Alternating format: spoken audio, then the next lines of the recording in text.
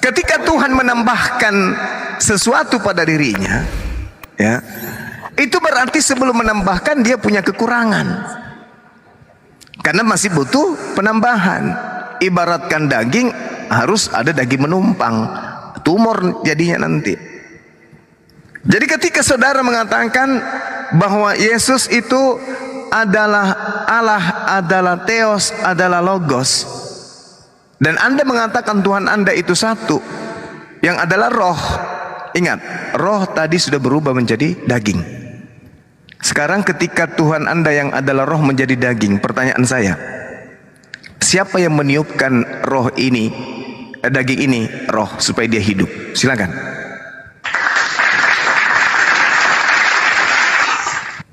Oke, baik. Ya, lagi bahwa apa yang dinyatakan oleh Bang Zuma adalah sebagai pemaksaan narasi, tapi jelasnya bahwa pemahaman Kristen Ortodoks, artinya pemahaman Kristen Ortodoks itu yang sudah dipahami dari mereka-mereka yang menyaksikan Yesus. Kemudian pemahaman itu turun-turun yang melalui saksi-saksi mata sampai ke hari ini adalah memahami Yesus yang sedemikian. Kalaupun Bang Zuma menolak itu, saya kira itu adalah pemahaman yang dibawa dari tahun 2024. Nah, kembali lagi, apa yang disebut dengan wahyu umum, apa yang disebut wahyu khusus. Saya kasih contoh. Saya kira ketika kita mau mengenal bagaimana hakikat Allah itu, sebut saja kita untuk berhadapan dengan kelompok ateis. Bagaimana kita bisa membuktikan Allah itu ada? Ketika mereka tidak percaya ke kitab suci atau Allah manapun, kita hanya bisa membicarakannya dari wahyu umum. Contoh, wahyu umum itu adalah bagaimana matahari ada, bagaimana bumi itu ada. Itu namanya wahyu umum. Dan di dalam Roma pasal yang pertama itu pernah bahwa ketika melihat semesta ini, melihat keteraturan semesta ini, orang tahu bahwa ada yang mengatur, ada yang menatanya. Itu yang disebut wahyu umum. Itu tidak perlu harus menjadi Kristen dalam pemahaman kami untuk mengenal itu, mengerti itu. Umum pun tahu. Nah, tetapi yang disebut dengan wahyu khusus itu adalah pemahaman bagaimana kita bisa mengenal Allah yang bisa menuntun kita sampai kepada kebenaran, sampai kepada titik penyelamatan itu. Tidak lain dan bukan tidak adalah melalui Yesus Kristus dan melalui Alkitab. Itu yang disebut wahyu khusus. Jadi orang bisa sadar Allah itu ada tanpa Alkitab, tanpa menjadi orang Kristen. Tetapi untuk bisa sampai kepada titik penyelamatan, titik kesadaran akan dosa, dan kemudian masuk ke dalam aspek mendapatkan kehidupan kekal, ia harus mengenal Alkitab, harus tahu Alkitab, dan sampai pada titik mengenal Yesus. Saya kira itu untuk wahyu umum, wahyu khusus. Walaupun itu berupa pemahaman yang baru, ya silakan saja. Nah, kemudian bagaimana tadi pertanyaan Bang Zuma, ya, kok bisa ada di dalam rahim Maria, kok ada benih di sana? Ya, kita tahu bahwa di dalam perjanjian lama, setelah manusia jatuh ke dalam dosa, di dalam Kejadian pasal 3 ayat 15 itu, bahwa penebusan, penyelamatan itu adalah inisiatif Allah itu sendiri. Dia yang menyatakannya, bukan manusia dan bukan iblis, tetapi Allah yang berinisiatif bahwa akan ada penebusan. Dan ternyata penebusan itu adalah melalui benih, ya, benih dari seorang perempuan. Maka adalah sebuah keunikan yang tidak pernah ada di muka bumi ini, bahwa ada seorang manusia yang bukan karena dari sang laki-laki atau bukan karena hubungan biologis. Di dalam Matius pasal yang pertama 18 itu jelas yang membangun keinsanian yang ada di dalam rahim Maria itu adalah dari satu unsur, itulah Roh Kudus. Dan di dalam Lukas pasal yang pertama pun adalah menjadi sebuah pertanyaan logis dari seorang manusia yang diwakili oleh Maria. Dia berkata, bagaimana hal itu mungkin terjadi? Sebab aku belum pernah dijamah oleh seorang laki-laki. Artinya tidak pernah disentuh, apalagi sampai berhubungan badan. Tapi kok ada satu yang disebut di dalam rahimnya, bahwa ada di sana Yesus, ya, atau embrio, saya sebutlah janin Yesus itu, bahwa ia mengandung, ya, Yesus itu. Maria sudah mengatakan bagaimana hal itu mungkin terjadi. Dan malaikat menyampaikan, bagi Allah tidak ada yang mustahil. Jadi ada satu yang terjadi di dalam diri Yesus sebagai hal yang unik. Bukan dari pertemuan antara sperma dan sel telur, tetapi murni itu adalah dari Roh Kudus. Nah, itu adalah pribadi kedua dari Tritunggal. Itulah Yesus itu. Kenapa harus menjadi demikian? Kenapa tidak mendadak jadi Hercules, jadi perkasa, jadi mungkin yang bisa dikatakan seperti tokoh-tokoh legenda mitos mitologi Yunani? Bisa saja. Tetapi kenapa tidak mengambil jalan itu? Sebab Yesus mau menyatakan bahwa dia harus sama, ya, bahwa Allah pribadi kedua dari Tritunggal itu untuk menjadi penyelamat, dia harus sama dengan yang diselamatkan. Kenapa? Sebab konsekuensi dosa yang dialami oleh manusia adalah bahwa manusia harus mati, maka hukuman itu harus jatuh kepada manusia.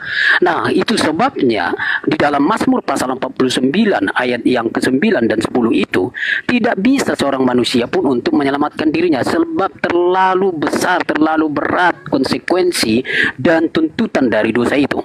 Maka yang harus hadir adalah Allah sendiri dan harus mengambil rupa manusia yang akan ditebus itu. Dia menjadi manusia, dan untuk menunjukkan bahwa dia adalah manusia yang sama dengan kita, mengalami segala sesuatu kecuali dalam hal dosa itu, maka dia harus lahir mulai dari embrio, janin, kemudian sampai ke bayi, lahir bayi, kemudian sampai besar dan mati. Jadi itu adalah proses alamiah yang harus dialami Yesus sebagai pribadi kedua dari Tritunggal. Dan saya pikir tidak ada hal yang terlalu sulit untuk melakukan hal itu, sebab di dalam perjanjian lama pun pernah ada yang kami sebut sebagai teofani, teofani atau Allah yang mengambil rupa manusia yang pernah beberapa kali di dalam kasus-kasus dalam perjanjian lama. Itu bisa saja, tetapi itu tidak untuk penebusan. Itu hanyalah sebagai untuk menyatakan diri, menjumpai ke objeknya. Tapi kali ini Allah dalam rupa Yesus itu harus menjadi manusia untuk bisa menyentuh konsekuensi dosa, penebusan yang sempurna. Oke, makasih. Baik Pak Wahyu ya. Pak Wahyu, sorry. Pak Pret ya. Silakan Bang Suma, lanjut. Iya. Tolong jelaskan ke saya, tapi jangan terlalu panjang. Di mana kehendak Bapak agar Yesus itu mati untuk menebus dosa manusia? Sekali lagi saya katakan, di mana kehendak Bapa, di mana kehendak Allah agar manusia datang untuk menebus dosa-dosa orang Romawi? Contoh, sebelum Yesus lahir, sebelum Yesus kemudian dibunuh, ada seorang Roma memperkosa saudara kandungnya sendiri yang lagi hamil. Lalu kemudian ditusuknya lah rahim saudaranya tersebut, tembus ke anaknya di dalam, mate. Tidak puas dengan itu, ditebaslah lagi kakak saudara perempuannya ini karena teriak-teriak.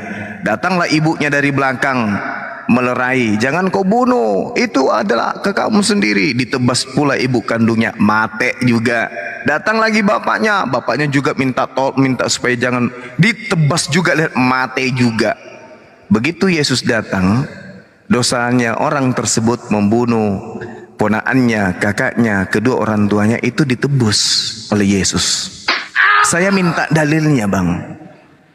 Di mana Tuhan mengatakan bahwa ini Yesus diutus untuk menebus dosa-dosa seperti ini, dosa manusia seperti ini, ditebus dengan mengorbankan dirinya sendiri di atas salib. Silakan.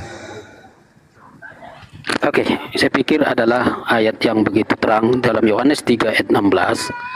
Karena begitu besar kasih Allah akan dunia ini, sehingga Ia telah mengaruniakan anaknya yang tunggal, supaya setiap orang yang percaya kepadanya tidak binasa, melainkan beroleh hidup yang kekal.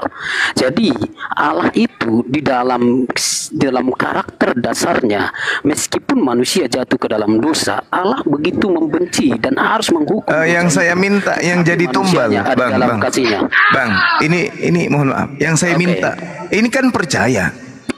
Ini kan bagi setiap orang yang percaya, bukan bagi setiap orang yang menyalib. Yang saya minta, di mana dalilnya? bahwa dosa-dosa seperti ini Tuhan hapuskan melalui pembunuhan terhadap Yesus yang dikasihi. Silakan. Oke, baik. Tapi jelas saya akan Yohanes 3:16 lalu akan saya bergeser ke ayat yang lain. Yohanes 3:16 kembali saya katakan, coba diperhatikan kata-kata yang ada di situ yang dimulai dengan karena begitu besar kasih Allah akan dunia ini sehingga ia mengaruniakan anaknya yang tunggal, ya. Jadi kasih itu sebagai dasar, lalu oleh karena kasih itu maka kata sehingga mempertegas tindakan yang berikutnya akibat dari kasih itu, lalu mengaruniakan anaknya. Jadi saya pikir itu adalah bagian dari apa yang ditanyakan Bang Zuma. Nah, lanjut. Di dalam Yesaya pasal 53 pun sangat jelas bagaimana derita seorang hamba itu, bahwa memang akan ada seorang hamba yang akan menderita dan yang akan akhirnya mengalami aniaya dan segala macam, dan kemudian ia akan terbunuh. Tetapi semuanya itu adalah karena penebusan. Demi penebusan, tulah itu ditimpakan, tulah itu dari Allah, sebuah konsekuensi dari sebuah kejahatan atau salah manusia. Lalu tulah itu akan ditimpakan kepada sang hamba itu, ya, dan hamba itu akan menderita. Jadi apa yang dialami oleh sang hamba itu adalah sebagai konsekuensi dari dosa, dari penghukuman akan dosa itu. Oke. Saya 53. Oke, baik. Jadi Tuhan sudah merencanakan pembunuhan si ibu, si ayah, si saudara, karena sudah merancang adanya penebusan dari Yesaya yang kitab sudah jauh. Begitu maksudnya. Jadi Tuhan sudah merancang ini sehingga orang-orang termasuk yang membunuh ibunya, membunuh anaknya sendiri dan seterusnya, itu sudah dirancang semuanya sampai harus ngais-ngais ke Yesaya 53 itu. Padahal kalau saudara ini melepaskan cangkang Roma, itu tidak akan pernah Anda bisa ucapkan. Anda malu mengatakan itu. Malu. Kita lihat Yohanes 3 nomor 16. Karena begitu besar kasih Tuhan akan dunia ini, sehingga ia mengeruniakan hambanya yang tunggal, supaya setiap orang yang percaya kepadanya tidak binasa. Percaya. Bagaimana poin percayanya? Di dalam Matius 17 nomor 5, inilah anak yang kukasihi, kepadanya lah aku berkenan, dengarkanlah dia. Berarti Yesus yang harus didengarkan, bukan Anda. Yesus di dalam Matius 19 ketika ditanya, "Guru, bagaimana caranya saya bisa masuk surga?" Yesus mengatakan, "Jangan kau membunuh." Lah tadi seorang anak membunuh saudaranya, membunuh kedua orang tuanya, bahkan membunuh janin. Ini apa polanya yang bisa menyelamatkan dia? Tiba-tiba, oh Yesus harus mati di atas tiang salib. Percaya dia. Apa hubungannya? Bahkan kalau kita lihat Matius 17 nomor 5, inilah anak yang kukasihi, kepadanya lah aku berkenan, dengarkanlah dia. Nah, anak yang dikasihi, hamba yang dikasihi, menurut perjanjian lama, ini diapain? Dibunuh. Anak yang dikasihi ini harus dibunuh gitu. Anaknya yang dikasihi harus dibunuh. Mana dalilnya? Inilah anakku yang kukasihi, aku bunuh demi dosa-dosa kalian. Mana? Yang kita cari itu. Kenapa? Karena satu, Keluaran 23 nomor 7, jangan kau membunuh orang yang benar, jangan kau membunuh orang yang tidak bersalah. Nah sekarang anak tadi membunuh orang tuanya, orang benar tapi dibunuh. Yesus orang benar, Yesus orang dikasihi, dibunuh juga. Jadi konsep pembenarannya mana? Dosa waris itu mana? Bahwa dosa-dosa orang Kristen, orang Roma ini ditebus dengan membunuh orang di atas tiang salib, itu konsepnya dari mana? Ini yang kita minta. Anda masuk ke Yesaya 53. Di situ tidak ada orang Roma di situ, Bang. Yesaya 53 itu bercerita tentang orang Yahudi, Israel, penderitaan mereka ketika mereka di masa pembuangan. Kita di situ bukan orang Kristen, kita di situ Bani Yakob. Jangan diambil-ambil datanya orang. Yang kita minta sekarang ini yang tegas, bahwa orang bahwa Tuhannya Kristen datang ke dunia menjadi bayi untuk menebus dosa orang Kristen. Apa pola yang orang Kristen bisa jadikan sebagai acuan? Mana dalilnya? Kenapa? Karena di ajaran Yesus, imamat 1 nomor 2 sampaikan kepada orang Israel, apabila mereka ingin mempersembahkan korban tebusan kepada Elohim, hendaklah mereka mempersembahkan hewan ternak dari domba, kambing, sapi, lembu. Mana manusia?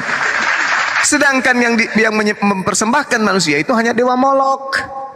Nah sekarang tolong, sekali lagi saya pertanyakan, sekali lagi, tolong tunjukkan di mana kehendak Bapa membunuh orang yang suci demi untuk menghapuskan dosa-dosa laknatullah yang membunuh ibu dan bapaknya tadi. Silakan.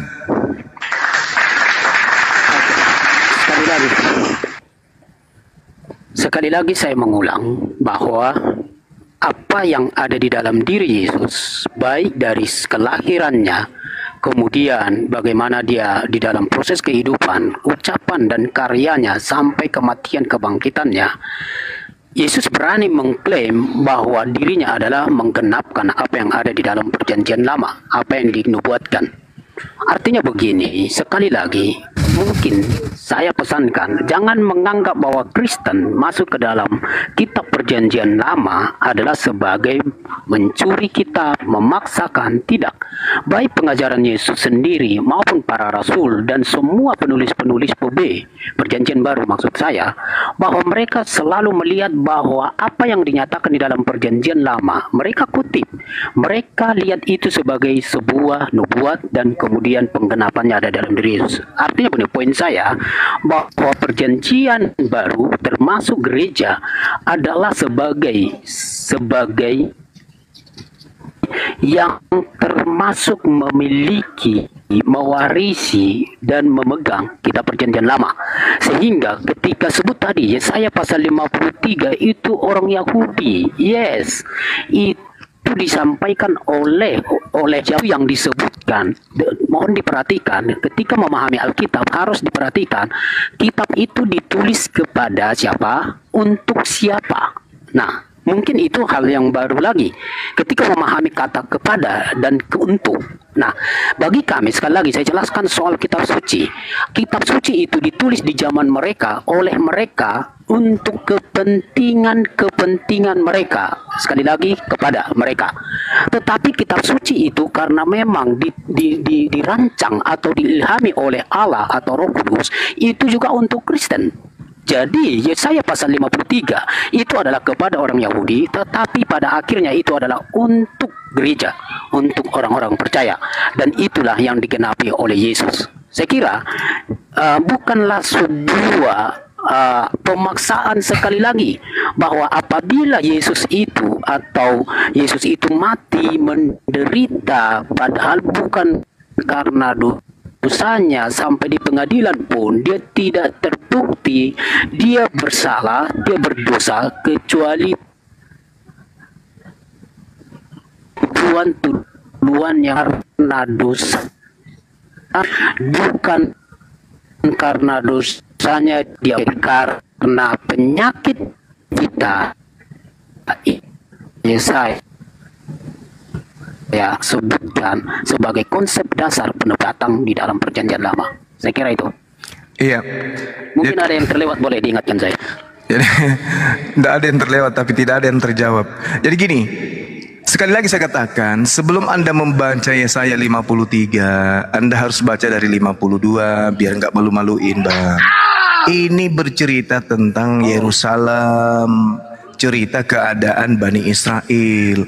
Kalau Anda ingin belajar tentang Kristen, tentang Yesus, tentang penggenapan, baca Yohanes 11 nomor 45 sampai 57 biar tidak ditertawakan Yahudi.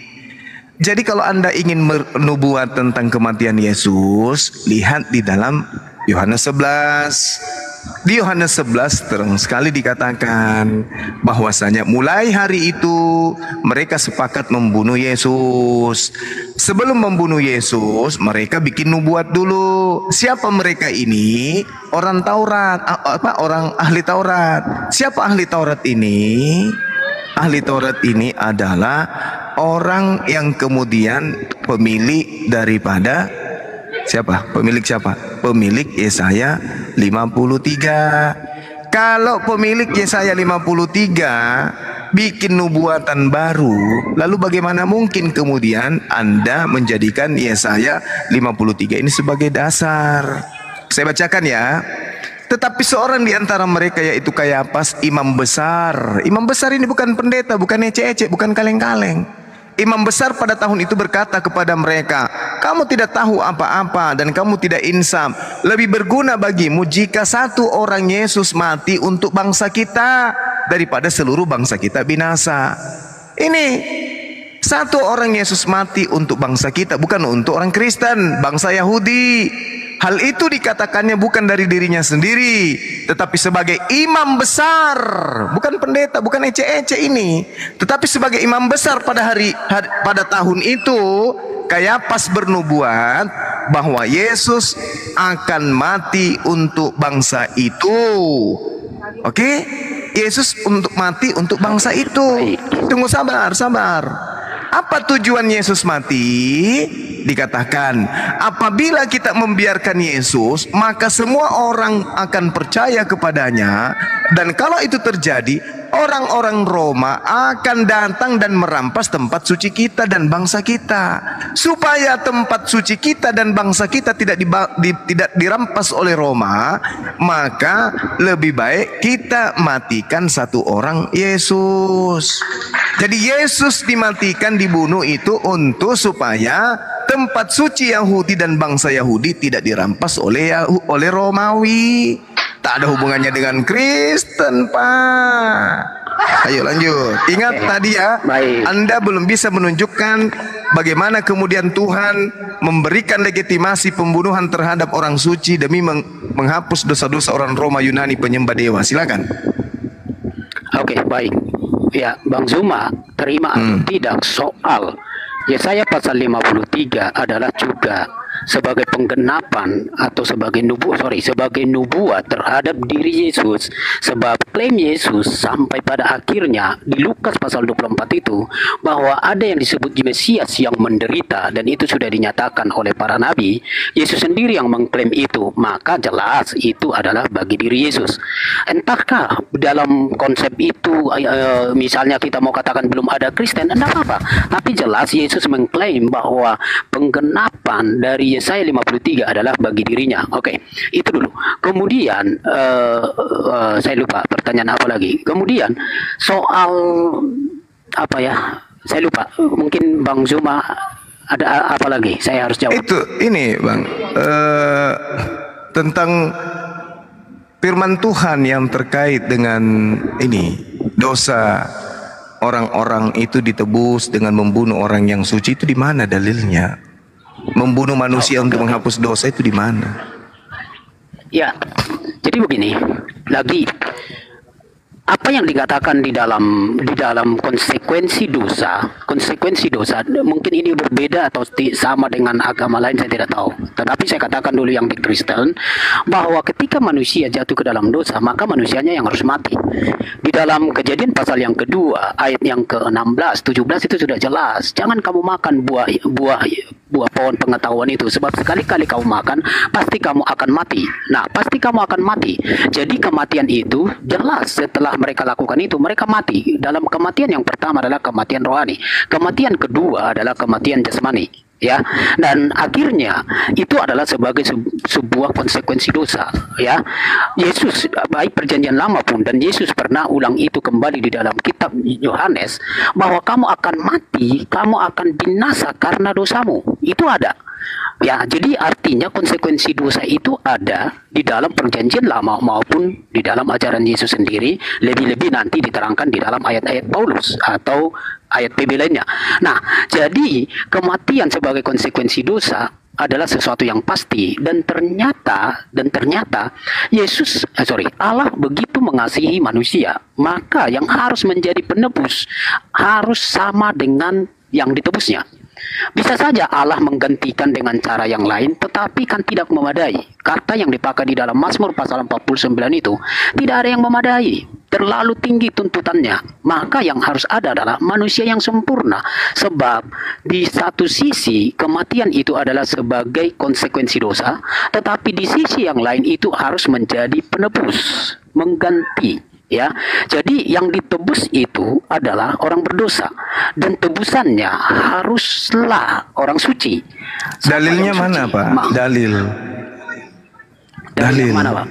Loh, tadi Anda bernarasi panjang lebar. Ini Abang pikir kami anak SD, anak TK gitu. Kami minta dalil. Kami senyum-senyum. Abang cerita ke sana kemari, kami senyum. Yang kami tunggu dalil. Ingat. Oke, kan tadi Sabar. Tunggu. Sudah 2000 tahun tentang penyaliban itu terjadi. Tak ada satupun orang Yahudi yang menjual ajaran itu kemana-mana. Yang mengajarkan tentang nebus dosa pakai darah manusia itu hanya orang Barat yang datang ke Nusantara. Sadari itu. Belanda, Portugis, Jerman yang datang ke Indonesia ngajarin itu terimanya dari Roma. Yang kita minta ini dalil. Kalau orang Yahudi nggak mungkin. Sekarang dalil yang kita butuh, bahwa pencipta langit dan bumi menghapuskan dosa manusia dengan mempersembahkan darah manusia di atas tiang salib sebagai korban. Dalilnya yang kita butuh. Silakan. Oke, baik. Saya kira begini, sampai kapanpun selama orang Yahudi tidak menerima Yesus sebagai Mesias, mereka tidak akan pernah percaya dan menerima itu. Tetapi begini, bahwa kekristenan dan termasuk saya pakai ya, termasuk kita, saya kira kita punya kesamaan, Bang Zuma. Kristen dan Muslim punya kesamaan. Siapa Yesus itu? Bahwa dia adalah Mesias. Ya, bahwa dia adalah Mesias. Entah nanti bagaimana karya kemesiasan Yesus dan efek dari situ kita berbeda. Tetapi soal kemesiasan Yesus begini, bisa menerima itu dan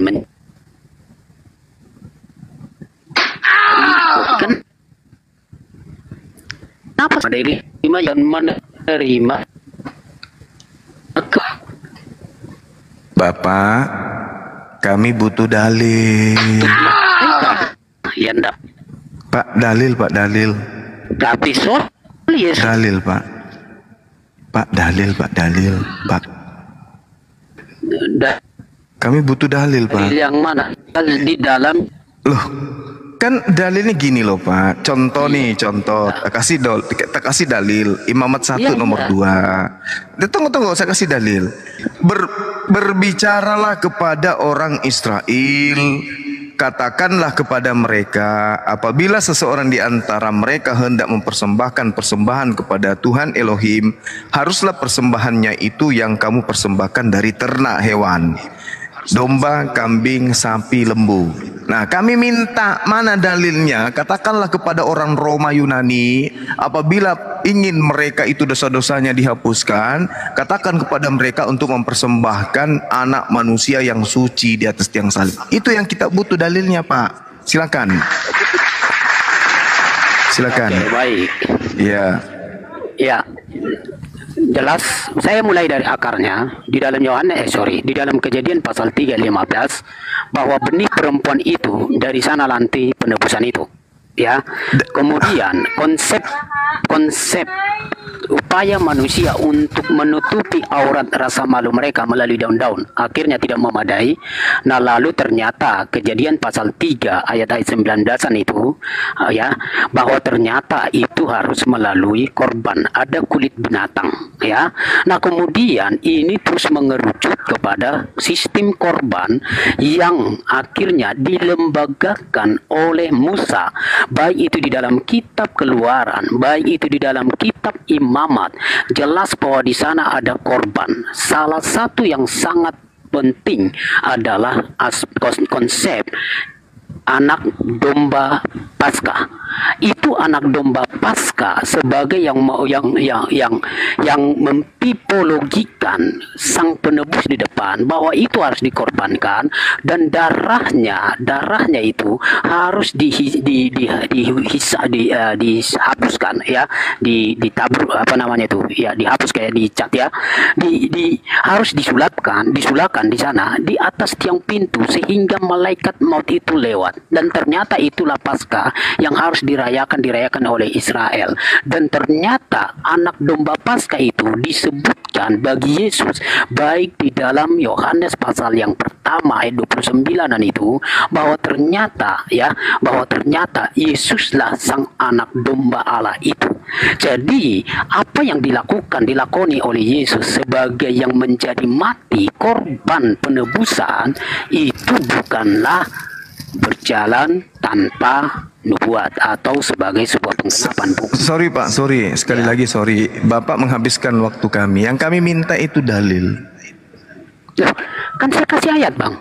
Lah, mana dalilnya Tuhan memerintahkan orang Roma mempersembahkan kemudian manusia untuk nebus dosa. Selayaknya Tuhan mempersembahkan kemudian perintah kepada Israel. Berbicara kepada orang Israel, katakan kepada mereka, apabila seorang di antaramu hendak mempersembahkan persembahan kepada Tuhan, haruslah persembahanmu yang kau persembahkan itu dari ternak, yaitu lembu, sapi, kambing, domba. Nah, sementara orang Roma persembahannya adalah manusia. Mana dalilnya? Pembenaran untuk menjadi legitimasi korbannya manusia. Dalilnya mana? Kita butuh dalil. Supaya konsep penebus dosa dengan membunuh manusia itu ada dasarnya. Kenapa? Di Imamat 18:21, janganlah kau persembahkan seorang dari anakmu untuk dipersembahkan kepada dewa Molok, supaya jangan engkau melanggar kekudusan namaku. Akulah Tuhan. Imamat 20:3, aku sendiri Tuhan akan menentang orang itu dan akan melenyapkan dia dari tengah-tengah bangsanya, karena dia menyerahkan anak manusia kepada dewa Molok. Itu. Nah, sekarang mana dalilnya? Jangan cuman oke Bang, jangan cuman baik. Kami minta dalil bahwa Tuhannya Bani Israel meminta persembahan darah manusia di atas tiang salib untuk nebus dosanya orang Roma Yunani. Kami butuh dalil. Silakan. Oke, mungkin Bang Zuma tidak susah menangkap yang saya sampaikan ya. Karena tidak ada dalil. Yang saya minta dalil. Saya tidak dalil mana? Apa yang Anda maksud dalil? Oke, Bang, saya ulang lagi. Firman Tuhannya, kalau Anda nggak ngerti dalil, firman Tuhan, acuan perintahnya untuk membunuh Yesus itu mana? Oke Bang, udah. Saya ulang saja, bukan sesuatu yang baru. Saya sudah sampaikan di Kejadian 3 ayat 5. Tak ada hubungannya. Tadi kupikir ada hubungan. Tak ada hubungannya. Tak ada hubungannya. Jadi gini, apa hubungannya itu? Silakan.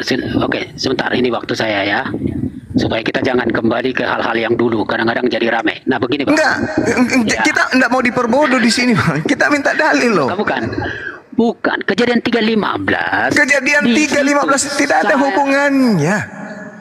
Tidak ada hubungannya. Ya, aku akan mengadakan permusuhan antara engkau di sini siapa? Engkau di sini siapa Bang? Engkau di sini siapa? Dan perempuan. Perempuan ini siapa? Perempuan ini siapa? Hawa. Terus apa hubungannya dengan mati di atas tiang salib Yesus? Oke, Bang. Oke, saya pikir ini sudah menjadi balik-balik ini akan jadi ribut. Jadi lebih baik. Apa hubungannya dengan Maria, anak Yesus? Abang bicara dan setelah itu saya. Silakan aja. Enggak, saya hanya minta apa hubungannya Anda mengais-ngais kitabnya orang Yahudi dengan ajaran pagan? Manusia dipersembahkan kepada dewa Molok. Apa hubungannya? Kalau saya yang bicara, berarti abang diam ya, supaya santun lagi, supaya enak kayak tadi. Coba bukan santun yang kita butuhkan di sini, tapi isi ilmu yang kita butuh. Kita butuh dalil. Aku akan mengadakan permusuhan antara keturunanmu dan keturunannya. Terus apa hubungannya? Kalau Anda mengatakan itu ada, tidak ada hubungannya Bang. Nggak ada hubungannya. Tidak ada hubungannya sama sekali. Silakan. Oke, ini waktu saya. Ini waktu saya, tidak usah dipotong ya, supaya enak. Jadi begini ya, sejak manusia jatuh ke dalam dosa, langsung. Kenapa lagi manusia jatuh ke dalam dosa? Siapa lagi manusia yang Anda tuduh ini masuk ke dalam dosa? Siapa lagi yang Anda tuduh? Oke. Kan cuman Adam. Oke. Iya, Adam dan Hawa kan ada di sana, Bang. Iya, tapi kenapa manusia yang Anda sebut? Loh, Adam itu manusia atau bukan? Manusia, tapi bukan semua manusia. Oh, saya tidak bilang semua manusia, tapi semua manusia. Jangan Anda mengatakan manusia jatuh ke dalam dosa. Oke. Kenapa? Karena Begini karena Adam dosanya diampuni. Baca Kejadian 5 nomor 2. Adam dan keturunannya diberkati. Jadi jangan asal-asal ngomong. Nanti larinya Yesus. Adam itu dosa. Akhirnya keturunannya dosa. Akhirnya dibutuhkan korban dari iblisnya untuk mati di atas tiang salib. Gitu loh, Bang. Oke. Ya. Gini aja, saya kira diskusi kita ini sudah tidak akan ada dapat. Karena tidak ada dalil. Karena sudah saling potong. Enggak. Bukan, tidak ada dalil. Kita butuh dalil. Mana dalilnya? Anda potong-potong. Saya butuh dalil. Tapi Anda tidak Kalau mau menangkap. Anda tidak ada dalil, untuk apa jualan obat di sini? Saya sudah bilang Yesaya 53. Yesaya 53 itu bukan untuk, tidak ada hubungannya dengan itu. Yesaya 53 baca dari 52. Di situ hanya bercerita tentang penderitaan Bani Israel pada saat masa pembuangan. Apa hubungannya? Dibantah oleh Yohanes 1. Yesus itu, abang. Yesus itu dibunuh karena orang Yahudi takut bangsanya dan tempat sucinya diambil oleh orang Roma. Dalilnya ada. Nah, saya minta mana dalilnya Yesus dibunuh untuk nebus dosa-dosa, mana?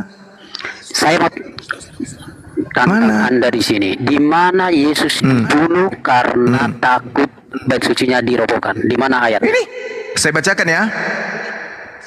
Yohanes 11. Dengarkan. Bukan, itu bukan, Bang. Bukan.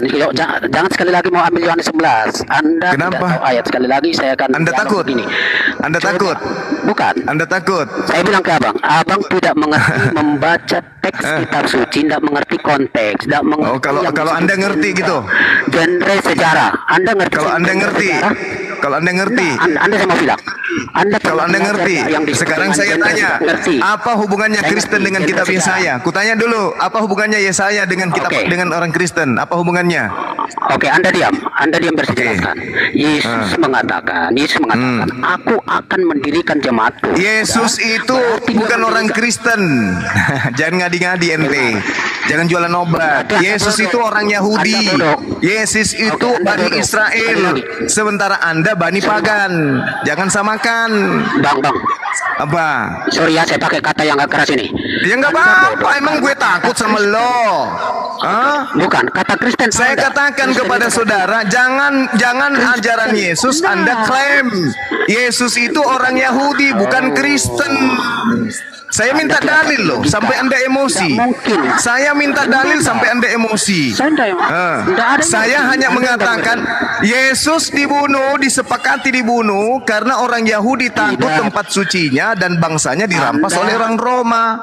Dalilnya ada. Mengerti membaca kitab suci. Saya atau Anda yang tidak mengerti? Saya atau Anda? Tidak mengerti. Anda yang tidak mengerti karena Anda agama pagan. Anda maunya Yesus itu mati. Saya nggak mau Yesus mati. Saya nggak mau Yesus mati. Anda maunya Yesus mati. Berarti Anda itu adalah tangan kanannya iblis. Nah, sekarang saya tanya. Oke, udah kita tinggalkan itu. Saya tanya dulu sama Anda. Apa tujuannya iblis merasuki Yudas? Jawab. Agar Yesus dibunuh, agar Yesus disalib, atau agar Yesus tidak disalib? Jawab. Jawab. Apa tujuan iblis? Anda tak mengerti. Hei, jangan Anda mengatakan saya tidak mengerti. Hei, saya tanya. Apa tujuan iblis merasuki Yudas? Agar Yesus disalib atau agar Yesus tidak disalib? Jawab. Anda jawab. Anda ngerti Jawab. nggak kitab suci? Membaca Injil-Injil ngerti nggak? Jawab, jangan Boleh, pernah Anda jawab. katakan Apa yang mau kitab dijawab? Anda suci. Bilang aja kitab. Di dalam kitab saudara dikatakan Yohanes 6 nomor 70, aku yang memilih engkau yang 12, satu di antaramu iblis. Pertanyaan saya, apa tujuan iblis merasuki Yudas? Agar Yesus disalib atau agar Yesus tidak disalib? Jawab. Ya, tujuannya di situ supaya Yesus disalib. Memang dia menjadi aktor. Nah, oke. Apakah Anda juga ingin Yesus itu disalib? Kalau kita manusia berdosa pasti ingin. Nah, bagus. Berarti Anda dengan iblis sama-sama menginginkan penyaliban terhadap Yesus, ya atau tidak? Oke. Kalau kita di luar Kristus, semua kita sama, Bang. Saya tanya, nggak usah kamu jualan obat, ilmu nihil tapi mulut besar. Saya tanya samamu sekarang. Kamu dengan iblis sama-sama, dengar bang, dengar. Terakhir kamu Dengar, bilang nanti dengar, saya monyet, ya. dengar. Saya monyet. Oke, lanjut, Dengar. Anda dengan iblis sama-sama menginginkan penyaliban terjadi terhadap Yesus. Betul atau betul? Betul Gurunda. Mulut lebar sampai kuping. Paling pandai mengarang cerita kemana-mana, giliran ditanya diam. Bapak Betul tua, begitu. jawab Bapak tua. Iblis merasuki Yudas agar menyalibkan Yesus. Anda juga mau agar Yesus disalibkan. Anda dan iblis sama-sama. Iya. Anda dan iblis sama-sama menginginkan sama. penyaliban. Dan Anda dengan iblis sama-sama menginginkan penyaliban terjadi terhadap Yesus. Betul atau betul? Kalau di luar Kristus iya. Kenapa di luar Kristus? Kau jangan pakai jurus Paulusmu. Yang saya tanya kamu, Bang. Kamu yang saya tanya. Saya sama. bertanya samamu. Jawab dengan jujur. Saudara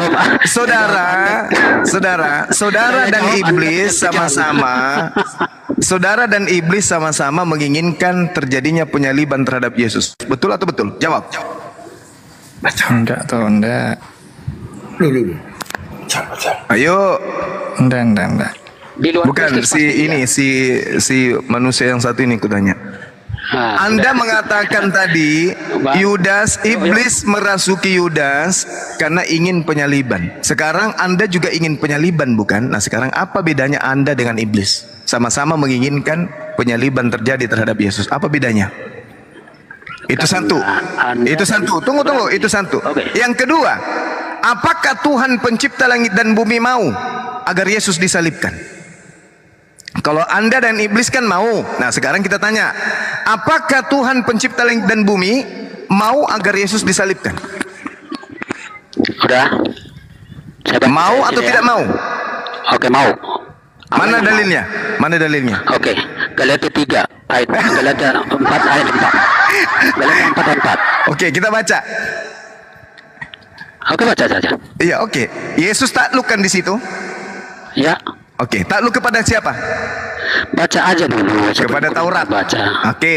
Baca dulu, baca Oke. semua lengkap. Tetapi segenap waktunya maka Allah akan mengutus anak yang lahir dari seorang perempuan dan takluk kepada hukum Taurat. Mana hukum Tauratnya yang memerintahkan membunuh kepada orang yang benar? Tunjukkan.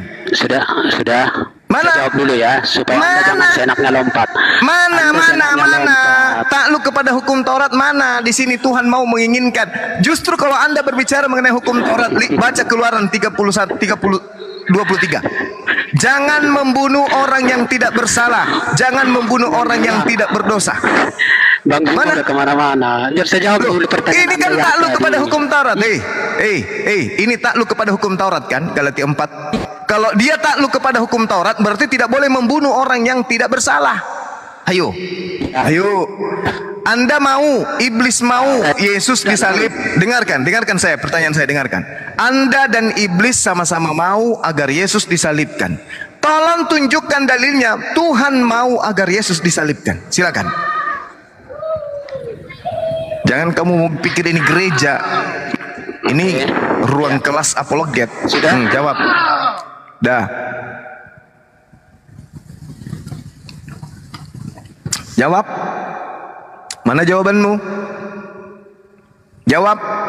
Kamu dan iblis mau Yesus disalibkan. Nah, mana dalilnya? Pencipta langit dan bumi, dalam hal ini Elohim, mau agar Yesus disalibkan. Mana dalilnya? Kamu bawa Galatia 4 nomor 4. Justru Tuhan tidak mau Yesus disalibkan di situ. Kabur. Mampus. Mereka turun dari atas, keluar dari bawah. Jadi kita dengarkan kesimpulannya ya teman-teman. Iblis mau agar Yesus disalibkan. Oke. Kemudian orang tadi mau juga agar Yesus disalibkan. Nah, kita minta dalilnya. Mana dalil Tuhan mau agar Yesus disalibkan? Tidak akan ada. Tidak akan pernah ada. Malah kalau berbicara Galatia 4 nomor 4, Yesus takluk kepada hukum Taurat, berarti Yesus harus berlaku sesuai dengan hukum Taurat. Tidak boleh Yesus itu dibunuh. Karena kenapa? Keluaran 23 nomor 7, jangan kau membunuh orang yang tidak bersalah. Jangan kau bunuh orang yang benar. Oke? Takluk kepada hukum Taurat berarti yang harus dibunuh ini adalah Yudas, bukan Yesus. Jadi satu kesalahan si penyesat tadi, dengan dia jujur mengakui bahwa kalau iblis dan dia sepakat untuk membunuh dan menyalib Yesus. Maka Al-Quran benar. Wa kanal kafiru ala rabbihi zahira. Wa ikhwanuhum yamuddunahum thumma la yuqassirun. Saudara-saudara orang kafir adalah iblis di dalam menyesatkan manusia, dan mereka tidak akan henti-hentinya menyesatkan. Demikian dari saya, silakan dilanjut yang lain. Mantap, Guru, mantap. Mantap. Poinnya mantap tadi sekali Bang Suma. Jadi dia mengakui bahwa yang menginginkan Yesus disalib adalah Yesus, dan yang menginginkan Yesus disalib adalah Kristen. Betul Bang Bukares? Kok yang menginginkan Yesus disalib adalah Yesus? Gimana itu? Yang menginginkan Yesus disalib adalah Kristen. Betul? Benar. Betul. Oke. Silakan Bro Admin. Kayak bagaimana nih Bang Bro Admin? Begini. Kenapa? Sebenarnya Kristen kalau ini aku panjangin lagi yang Guru udah bilang ya. Kristen kalau hidup di zaman Yesus, apakah akan membantu Yesus menebus dosa dengan cara memudahkan dia untuk dibunuh? Silakan. Gini loh. Sebenarnya tentang penebusan dosa itu kan belum clear tuh waktu Yesus hidup, itu belum, baru kisi-kisi. Paling kelihatan itu waktu perjamuan kudus saja itu. Baru setelah Yesus wafat dan bangkit, mulai ada pengajaran dan kitab suci ditulis, barulah di situ dipertegas tentang pandangan atau ajaran penebusan dosa ini, begitu loh. Maksudnya apa tuh? Pada waktu Yesus hidup, kan tadi jenengan bertanya pada waktu itu Yesus maksudnya hidup, apa? Itu ajaran baru gitu, bid'ah gitu, bidat maksudnya? Bukan. Tentang penebusan dosa, Yesus dinyatakan sebagai penebusan dosa itu belum kentara. Waktu baru kisi-kisi, bahkan baru kelihatan itu waktu Yesus mengadakan perjamuan kudus, perjamuan ngerti. itu. Iya, jadi waktu itu para baru murid ngertinya kan, waktu Yesus bangkit gitu ya? Belum ngeh waktu itu. Baru setelah wafat dan bangkit, ada pengajaran dan kitab suci ditulis, baru dipertegas di situ, gitu loh. Mantap. Nah, sekarang posisinya Kristen kan udah pada tahu tuh kematian Yesus itu untuk menebus dosa kan gitu ya? Nah, posisinya sekarang kita taruh di masa lalu nih, Kristen ini yang udah tahu Yesus akan menebus dosa. Nah, Bro Admin. Tunggu. Pertanyaannya udah dapat belum? Pertanyaannya apa? Kan itu dia makanya. Nah, kalau Kristen lo sanggah? Iya. Oh ya udahlah, sanggah dulu Bro Admin, silakan. Waduh. Ya silakan. Ya kan ibaratnya begini, ya Bro Admin itu saya tidak tahu apakah Kristen atau bukan. Dia Katolik. Oke. Seolah-olah ya Yesus tidak sadar. Jika itu berarti itu yang saya sanggah. Jika tidak seperti itu ya silakan, berarti benar. Seolah-olah Yesus tidak sadar dengan tujuannya sebagai pribadi yang berinkarnasi. Dia hidup, dia menjalani kehidupannya, dan untuk apa dia datang.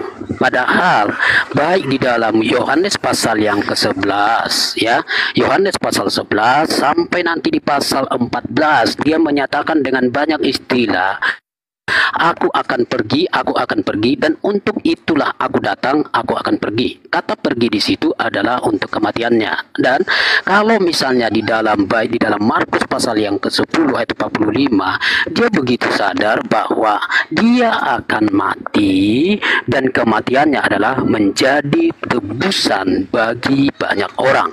Jadi jelas konsep penebusan, bagaimana ia menjadi jalan keselamatan. Yesus dalam kondisi sadar penuh dan dia merelakan dirinya, ya, yang disebut akan memberikan nyawanya bagi domba-dombanya. Dia dengan sadar itu dan dia berikan sebagai kasih. Saya kira itu, ya. Iya, pasti dibilang gak nyambung sama Bro Admin. Silakan Bro Admin. Enggak. Tadi pertanyaannya gini, kalau Pak Predik kemudian misalnya nih timelinenya kembali ke waktu Yesus hidup, apakah akan mendukung Yesus untuk penebusan dosa? Begitu pertanyaannya. Makanya saya jawab, waktu itu para murid belum tahu betul, belum paham betul tentang misinya, begitu Pak Predik. Bukan berarti saya menolak apa Yesus mau apa gitu, enggak. Di Alkitab kan sudah ditulis. Tahu. Dia belum tahu Pak Pred, jangan ngadi-ngadi. Oke. Thank you Bang. Sorry ya. Sorry. Ya, lanjut. Saya masih minta dalil. Aku masih di sini. Dalil, saudara, dalil Bung. Aku masih di sini, jangan pikir aku sudah pergi. Kamu dan iblis sepakat menyalib Yesus. Mana kesepakatan Elohim menyalib Yesus? Mana dalilnya? Ayo. Kamu dan iblis sepakat menyalib Yesus. Mana? Cuma gimana? Mana Tuhannya? Mana Elohim sepakat menyalib Yesus? Mana? Dalil. Ayo. Itu di Matius, Bang. Itu bukan firman Tuhan, jangan ngadi-ngadi, jangan coba. Ya, ayo. Kalau gitu ya susah lah gimana? Masa iya firmannya belakangan muncul Bro Admin? Gimana sih? Ya, masa dibunuh dulu baru datang firmannya belakangan? Jangan gitu dong. Saya minta gitu. Dalilnya di mana Tuhan Elohim mengizinkan pembunuhan terhadap Yesus untuk nebus dosa orang Roma. Mana dalil? Tadi Anda sepakat, iblis dan Anda sepakat menyalib Yesus. Nah sekarang Tuhannya mana? Mana? Ya, maksudnya kedua itu gini loh, Predika Bro Admin. Di mana ada tertulis Elohim berfirman, inilah anakku yang bunuhlah, akan mati. Gitu loh. Kan biasanya enggak ada kan? Nah, sementara Tuhan tidak seperti itu. Sementara Tuhan Elohim mengatakan jangan kau persembahkan anak manusia. Ayo.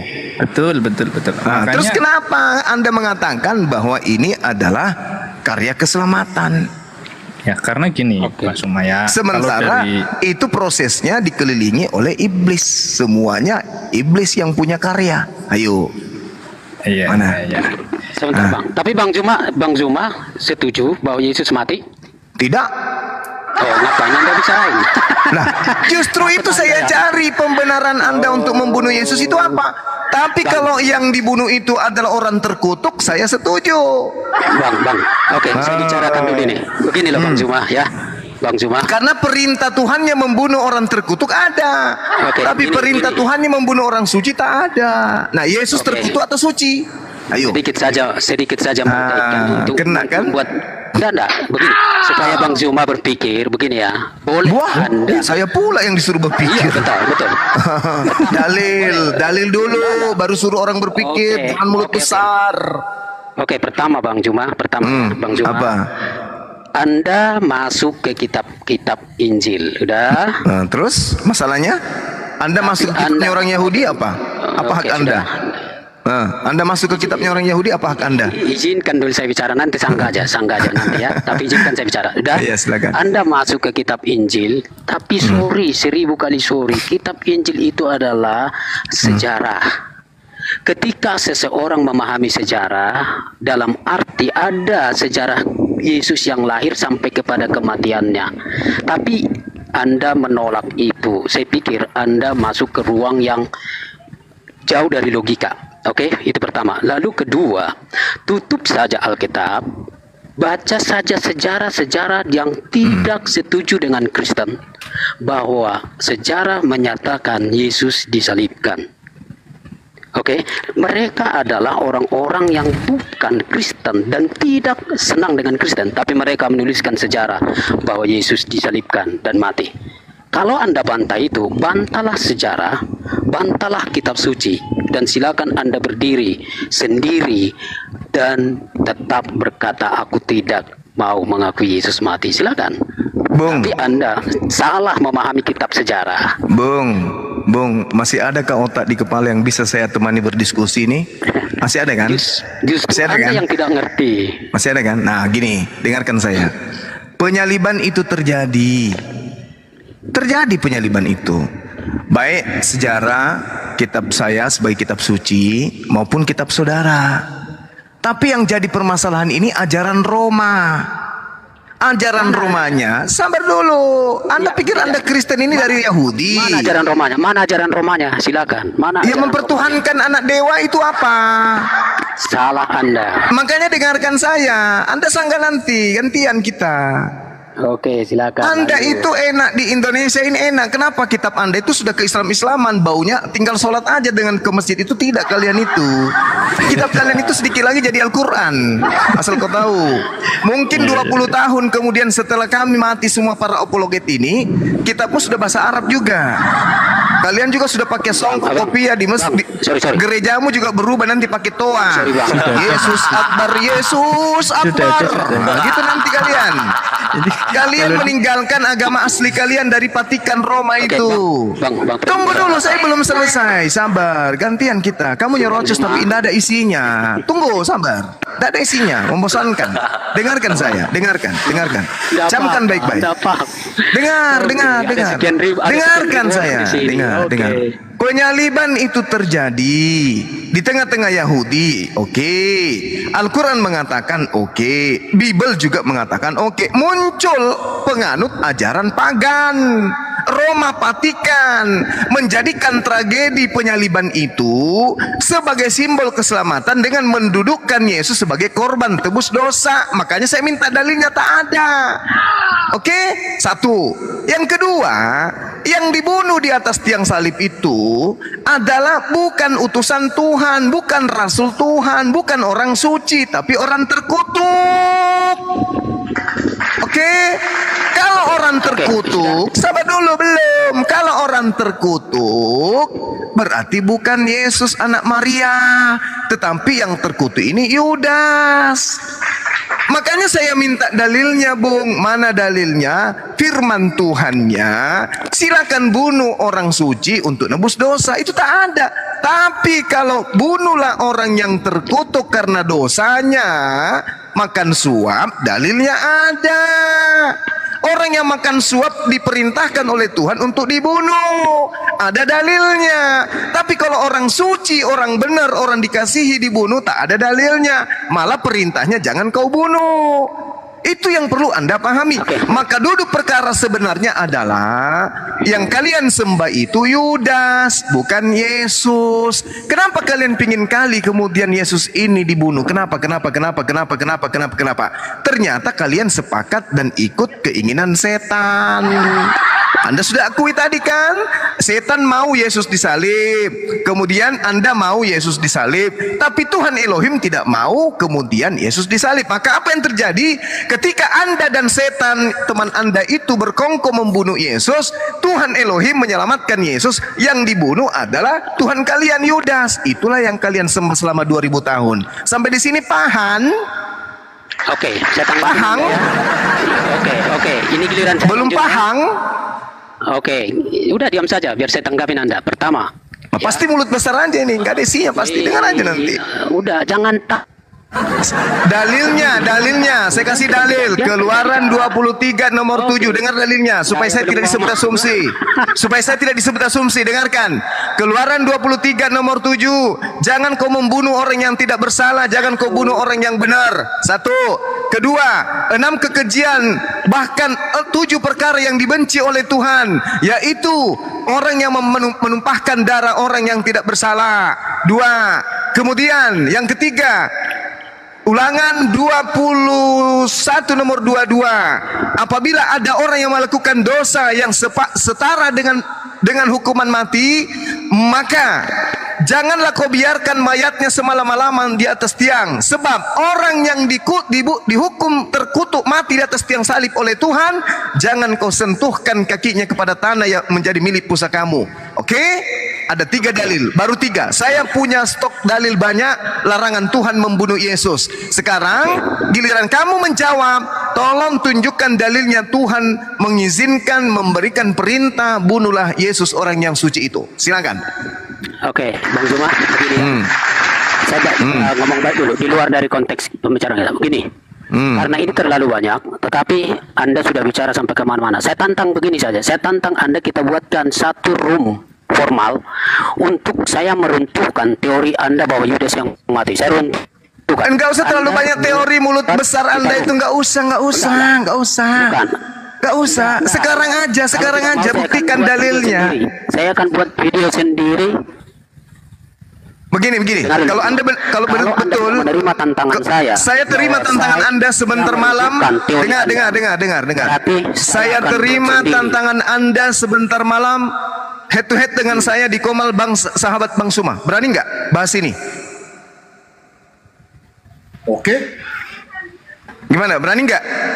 Kamu buka kamera, saya buka kamera, saya tunjukkan data, Anda tunjukkan data. Bahwa yang disalibkan bukan Yesus, tapi Yudas. Berani nggak? Wah, bagaimana? Sebentar malam. Anda tunjukkan data, saya tunjukkan data juga. Oke. Gimana? Berani nggak? Ini tantangan. Jam 9 waktu Makassar, jam 8 waktu Jakarta. Ayo. Berani nggak? Kita buktikan siapa yang Anda sembah selama 2000 tahun ini. Ayo. Besok malam saja, saya lagi di luar. Besok malam, besok malam. Enggak apa-apa. Oke, besok baik. malam saya tantang Anda. Saya jawab tantangan Anda besok malam. Di sahabat Bang Suma datang di tempat saya jam 9 malam. Aku tunggu, kita buktikan siapa yang disalib, Yesus atau Yudas. Oke. Baik. Lanjutkan yang lain. Di sini sudah mau mengeribi. Ingat ya. PR saudara, saya minta dalil.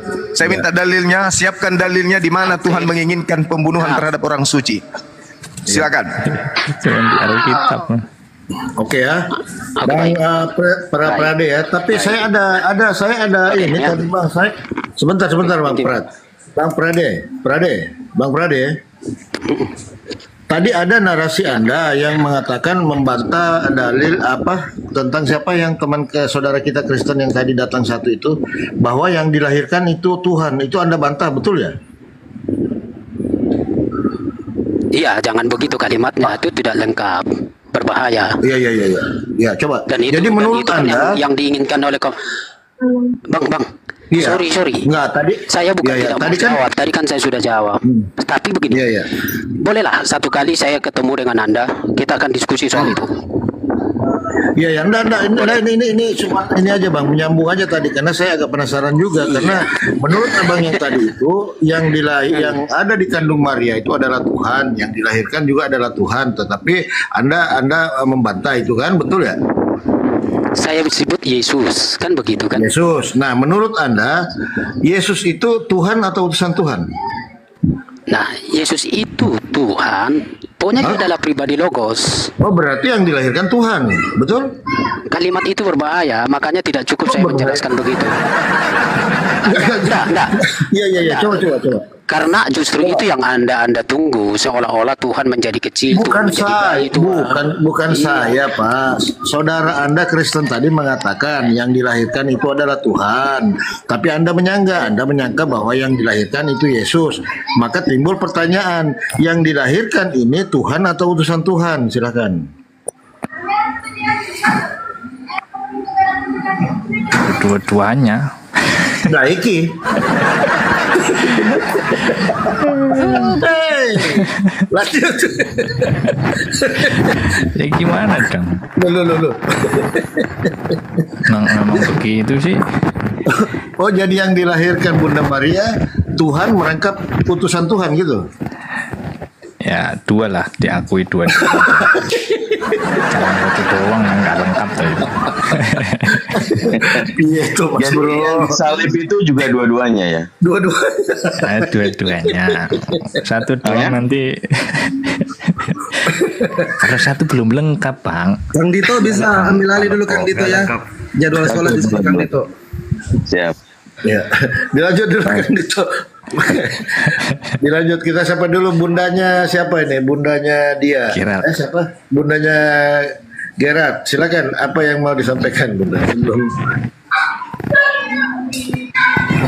Jadi gimana itu? Yang disalib dua-duanya, manusia dan Tuhan gitu maksudnya?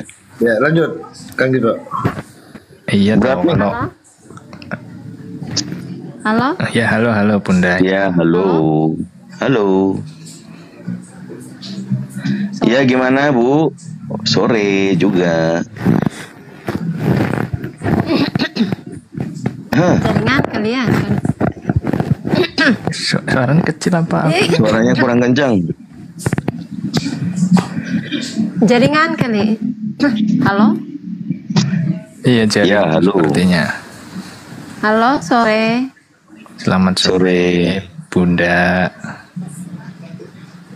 Halo? Halo? Ya sudah ada itu suaranya, Bu. Gimana Bu? Baru dia sinyalnya nggak bagus itu, turun aja dulu terus naik lagi. Bang Bro admin, Iya Kang Dito. yang disalib manusia apa Tuhan atau dua-duanya, jadinya gimana sih? Ya kalau orang sekarang ya harus bilang dua-duanya tuh. Gini. Tapi kalau dalil kedua-duanya nggak ada itu. Yang nggak ada yang dalil kedua. Dua-duanya yang nggak ada dalilnya. Nggak. Tapi kalau dalil kematian ini. Tuhan itu ada. Bukan. Justru yang kematian Tuhan itu yang nggak ada. Yang ada di kematian 1 manusia. Korintus pasal 11 nomor 26. Sebab setiap kali kamu makan roti ini dan minum cawan ini, kamu memberitakan kematian Tuhan. Ya itu kan terjemahannya tergantung warna doktrinnya tuh. Loh? Tafsir itu. Bukan. Jadi Mana sih? begini. Kalau yang diminta secara tersurat kematian Tuhan memang tidak disebut. Paling-paling hanya ada surat Paulus yang mengatakan dalam rupa Theos telah mengosongkan diri menjadi sama dengan kita, menjadi sama dengan manusia. Itu pun tetap ditekankan di kemanusiaannya begitu. Coba Kolose 2 nomor 9. Ya gini, jadi memang peristiwa salib yang disalib ya Yesus itu yang manusia. Baru setelah peristiwa tersebut ditulis, mulailah ada pemahaman lebih lanjut atau yang disebut kristologi. Sebenarnya Yesus ini hanya manusia biasa atau manusia yang bagaimana begitu. Barulah diakui keilahiannya. Ini ada dalil di 2 Petrus pasal 1 nomor 20. Bu admin yang suka mungkin mentafsirkan. Nah, di sini kena tampol nih di sini. Yang terutama harus kamu ketahui ialah bahwa nubuat-nubuat dalam kitab suci tidak boleh ditafsirkan menurut kehendak sendiri. Bu admin, nggak boleh itu. Ya, nggak boleh nafsir ya. Ya, Bu saya admin. baca ya. Loh. Nah, dibaca lagi. Kepercayaan orang ini. Oke. Itu tadi. 2 Petrus pasal 1 nomor 20. Ini yang suka jelas-jelasin ngawur ini teman-teman Kristen itu kadang nggak paham. Sebentar. Itu ada tertulis nggak boleh ditafsirkan. Bang Dito, penjelasan Iya, iya. saya yang ngawur yang bagian mana silakan? Hah? Penjelasan saya yang ngawur tadi bagian mana? Bagian manusia dan Tuhan. Ngawurnya bagian mana? Ya kan yang disalib menurut abang tadi, Bang Bro admin ngomongnya manusia dan Tuhan kedua-duanya. Itu kan nafsir itu nggak boleh. Ya terus saya menjelaskan bagaimana. Ya nggak perlu dijelasin, iya manusia atau dijawab aja Tuhan. Ini dalilnya, ada kematian Tuhan kan begitu. Ini Ya, dalilnya. makanya bukan makanya tadi kalau dalil kematian Tuhan itu kan setelah kitab suci ditulis. Nah, setelah kitab suci ditulis itu ada dalilnya nggak? Kalau nggak ada itu tafsir namanya. Ya, setelah kitab suci ditulis, barulah muncul pengetahuan tentang siapa Yesus, bukan hanya manusia biasa gitu loh maksudnya. Ya, data validasi yang mengatakan setelah kitab suci ditulis itu ada di mana? Kalau tidak ada, itu namanya tafsir. Maksudnya data, justru sebelum kitab suci ditulis, pengetahuan tentang siapa Yesus belum genap, Pak, belum lengkap. Para murid saja. Di mana tertulis itu? Ya tidak, ya itu apa namanya, alur seperti itu bukan tertulis tapi yang dilalui memang. Nah, di mana ada data yang mengatakan yang harus dilalui dan sebelum kitab suci ditulis itu di mana, kita rujukannya itu di mana? Ya, oke, pertama begini, perjanjian baru pada zaman Yesus hidup itu belum ada. Makanya ketika jenengan mengatakan yang disalib adalah Tuhan pada zaman Yesus kitab suci belum ada. Perjanjian baru saya bilang, perjanjian baru pada zaman Yesus hidup itu belum ada. Makanya ketika jenengan bilang Yesus itu Tuhan yang disalib berdasarkan perjanjian baru, itu belum. Waktu Yesus itu belum ada perjanjian baru, belum ditulis gitu loh, termasuk surat Paulus. Ya. Gitu kan? Tapi ini substansinya, Bro, kan tertulis nih 2 Petrus ayat 1 pasal 1 nomor 20. Ini ngasih tahu nih ke semua teman-teman Kristen. Yang terutama harus kamu ketahui, teman-teman Kristen tuh harus ketahui, ialah bahwa nubuat-nubuat dalam kitab suci tidak boleh ditafsirkan menurut kehendak sendiri. Ini perintah, larangan untuk mentafsir gitu loh. Paham ya poinnya, Bro Admin ya? Saya nggak nafsir, saya mengikuti yang sudah disahkan. Oke, pokoknya poinnya itu ya. Ya, oke lah. Poinnya itu, jadi kalau sembarangan menjelaskan, tidak ada tulisan tafsir atau memang secara letter kalian tidak bisa menjelaskan gini, ternyata justru malah ketampol. Tapi Bang Dito, coba kesalahan saya di mana ketika saya mengatakan saya tidak nyalain. Halo. Iya, halo Bunda. Oh ya, sore. Sore, silakan Bunda. Ini Kang Dito nih harus dikasih ilmu pengetahuan.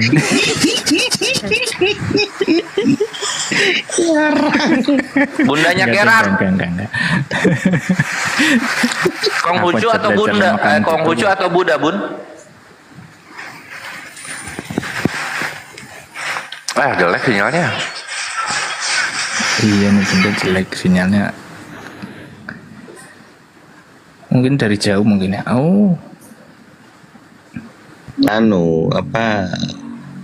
Towernya nggak ada di dekat situ. Takut sama buat. Pada fiber optik tuh. Assalamualaikum akhina Ardiansyah. Salam. Waalaikumsalam warahmatullahi wabarakatuh, Kang Dito. Wah, Kang Ardiansyah ngomong kritik teks ya wes. Semuanya guru semua, Bang Fandi, Bang Aki Perah Istighfar, Aki Palopo. Siap, Juragan Pecel. Waalaikumsalam warahmatullahi wabarakatuh. Dari tadi siang mau dijambak, dia bilang masih di kampus. Iya, aku masih di kampus, baru pulang ini. Baru aja. Berapa menit yang lalu. Oke. Aki Ardiansyah, ini sebelum ke Bro Admin, sebenarnya Bro Admin ini tipikal orang yang jujur atau tidak, nanti kita lihat. Kenapa kitab Katolik 73 kitab, Protestan cuma 66? 73 ini bener gak Bro Admin punya 73? Dalam sisi transmisi kitab sucinya atau Biblenya mereka, ceritanya dari 73 menjadi 66 oleh Protestan, gimana ceritanya? Enggak, kalau itu kan sudah pengetahuan umum ya, dan jangan dibenturkan lah, memang sendiri-sendiri. Untuk pengetahuan Bro, untuk pengetahuan. Ini tidak apa-apa, variasi. Variasi. Tidak jujur, lihat. Kan udah baru aku ya, intinya semua sudah oke lah. Apanya yang sudah Deuteronomi kanonika itu kenapa sih kok nggak diambil sama Protestan? Ya itu kan menurut pendirinya kan dianggap bukan bagian dari kitab suci begitu. Ini kan soal klaim saja. Tetapi dalam hal penggunaan masih ada juga yang sedikit banyak ya tetap dipakai sebagai sumber, cuman bukan kitab suci gitu loh. Tapi pemahaman kitab suci kan sudah jelas, kalau ditambahi atau dikurangi kan malah petaka, bro. Wahyu 22 nomor 18-19 gimana? Ya, yang intinya kan tetap sama toh. Ada yang sama, ada yang diambil gitu loh. Iya, ya kalau soal itu nanti penjelasannya beda-beda. Takut perang lagi, perang salib, perang kekristenan tuh. Enggak tuh, udah tuh perang. Udah lewat. Udah masa lalu, sekarang kan udah tuh ya. Tapi akan menjadi banyak pertanyaan, Bro Admin. Kalau menjadi Katolik akan banyak orang bertanya. Itu kenapa bisa? Banyak orang bertanya. Itu kenapa bisa selisih begitu antara Katolik yang diprotes, kemudian yang memprotes cuma 66 gitu. Iya. Ya dari sisi kitab suci memang berbeda. Itu salah satu perbedaan antara Katolik dengan Kristen Protestan. Nah terus kenapa Protestannya ngaku-ngaku dia Kristen Katolik, Kristen dari abad pertama? Ngaku-ngaku gimana ya, kalau kita kan ikutin timeline toh, timeline kan sejarah kan nggak bisa dibulak-balik toh. Ya makanya sejarahnya mereka kan cukup sampai di abad 16 itu, rapot merah itu. Iya dimulainya. Takut dia. Ya itu udah lah, wong itu kan udah pengetahuan umum toh. Oke. Untuk pemahaman kita semuanya ya teman-teman, bahwa Katolik itu ternyata bukan Kristen gitu loh. Atau Protestan itu bukan Katolik gitu aja sih. Iya, kenapa bisa begitu Kang Dito kan gitu? Itu fakta yang harus kita ketahui bersama. Ternyata memang beda. Ada lagi seorang yang ngaku-ngaku Katolik gitu kan, liturgi sama sakramennya aja dia masih belum menggenapi, ikutan debat. Begitu dikasih dalil Martin Luther menghujat Tuhan tidak lebih dari seorang bajingan, kalang kabut dia.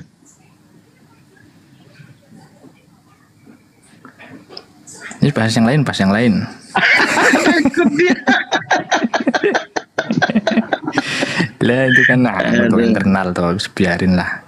Oke, makanya supaya selamat kan keluarga udah pada Muslim tuh, Bro Admin, apalagi udah disunat. Orang disunat katanya Paulus kan Galatia 5 ayat 2. Bagi orang bersunat, Kristus tidak berguna bagimu. Udah, Kristus nggak berguna bagimu, udah. Iya, salah apa? Akhirnya tafadhol sih. Sama bermoran tadi itu main pinggir jurang itu. Oh, ini Bang Stanley tuh ternyata tuh. Iya, Bang Bro Admin. Kita mau main pinggir jurang kah, Bang Bro? Main pinggir jurang lah kali-kali, Bang. Wah, janganlah. Bahaya pinggir jurang, nanti kepleset. Bahas Katolik Protestan sama restorasi yuk. Tidak usah, kalau itu saya nggak ikutan. Takut dia. Iya, lagian nggak boleh di inilah. Kembali lagi bersama Fandi Ahmad live. Assalamualaikum warahmatullahi wabarakatuh. Bang Ardiansyah. Waalaikumsalam warahmatullahi wabarakatuh. Disapa dulu ini Bang Stanley, disapa dulu ini, ada yang baru naik tadi, El Imans. Ini Kristen ini.